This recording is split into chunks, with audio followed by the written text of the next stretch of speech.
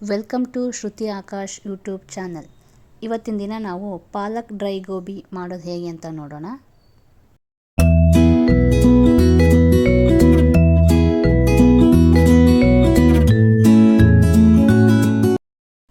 ನಾನಿಲ್ಲಿ ಕಂಪ್ಲೀಟ್ ಒಂದು ಕಾಲಿಫ್ಲವರ್ನ ಬಿಡಿಸಿ ಇಟ್ಕೊಂಡಿದ್ದೀನಿ.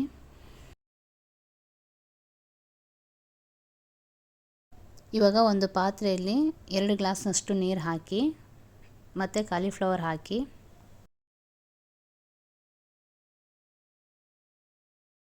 ಇದಕ್ಕೆ ಅರ್ಧ ಟೇಬಲ್ ಸ್ಪೂನಷ್ಟು ಉಪ್ಪು ಮತ್ತು ಅರ್ಧ ಟೇಬಲ್ ಸ್ಪೂನಷ್ಟು ಅರಿಶಿನ ಪೌಡ್ರ್ ಹಾಕಿ 5 ಮಿನಿಟ್ಸ್ವರೆಗೂ ಬೇಯಿಸ್ಕೊಳ್ಬೇಕು. ಇವಾಗ ಒಂದು ಮಿಕ್ಸಿ ಜಾರ್ಗೆ 1 ಕಪ್ಪಷ್ಟು ಪಾಲಕ್ ಹಾಕಿ ನುಣ್ಣಗೆ ರುಬ್ಕೊಳ್ಳಿ.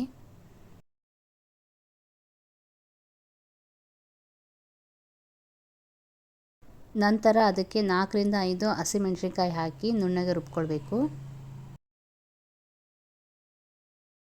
ಇವಾಗ ಈ ರುಬ್ಬಿರೋ ಮಿಶ್ರಣನ ಒಂದು ಬೌಲಿಗೆ ಹಾಕ್ಕೊಳ್ಬೇಕು.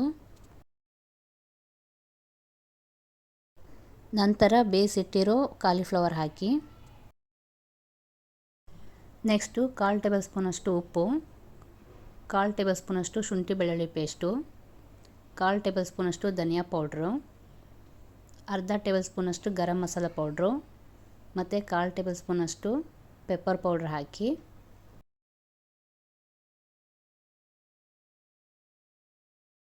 ನಂತರ 4 ಟೇಬಲ್ ಸ್ಪೂನಷ್ಟು ಕಾರ್ನ್ಫ್ಲೋರ್ ಹಿಟ್ಟು ಹಾಕಿ ಚೆನ್ನಾಗಿ ಮಿಕ್ಸ್ ಮಾಡ್ಕೊಳ್ಳಿ.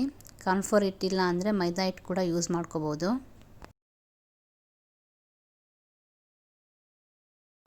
ಇನ್ನೂ ಯಾರೆಲ್ಲ ನನ್ನ ಚಾನಲ್ನ ಸಬ್ಸ್ಕ್ರೈಬ್ ಮಾಡ್ಕೊಂಡಿಲ್ವೋ ಪ್ಲೀಸ್ ಸಬ್ಸ್ಕ್ರೈಬ್ ಮಾಡ್ಕೊಳ್ಳಿ ಆ್ಯಂಡ್ ಸಪೋರ್ಟ್ ಮಾಡಿ.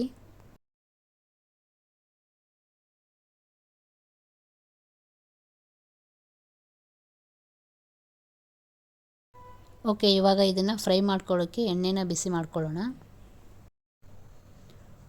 ಓಕೆ, ಇವಾಗ ಎಣ್ಣೆ ಕಾದಿದೆ. ಒಂದೊಂದೇ ಗೋಬಿನ ಹಾಕಿ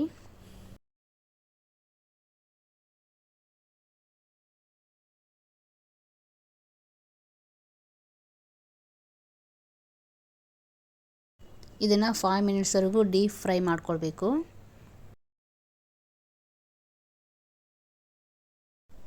ಓಕೆ, ಇವಾಗ ಇದು ಕಂಪ್ಲೀಟಾಗಿ ಫ್ರೈ ಆಗಿದೆ.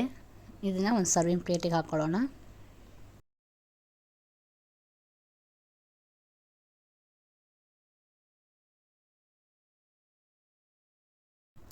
ನಾವು palak dry gobi is ready to taste. Okay friends, ಈ ರೆಸಿಪಿ ಅಂತೂ ಈವ್ನಿಂಗ್ ಸ್ನ್ಯಾಕಿಗೆ ತುಂಬಾ ಟೇಸ್ಟಿಯಾಗಿರುತ್ತೆ. ನೀವು ಒಂದ್ಸಲ ನಿಮ್ಮ ಮನೇಲಿ ಟ್ರೈ ಮಾಡಿ ಹೇಗಿದೆ ಅಂತ ಕಮೆಂಟ್ ಮಾಡಿ. ಇಷ್ಟ ಆದರೆ ಲೈಕ್ ಮಾಡಿ. ಇದೇ ಥರ ಹೆಚ್ಚಿನ ವಿಡಿಯೋಗಳಿಗಾಗಿ ಶ್ರುತಿ ಆಕಾಶ್ ಯೂಟ್ಯೂಬ್ ಚಾನಲ್ನ ಸಬ್ಸ್ಕ್ರೈಬ್ ಮಾಡ್ಕೊಳ್ಳಿ. Thank you.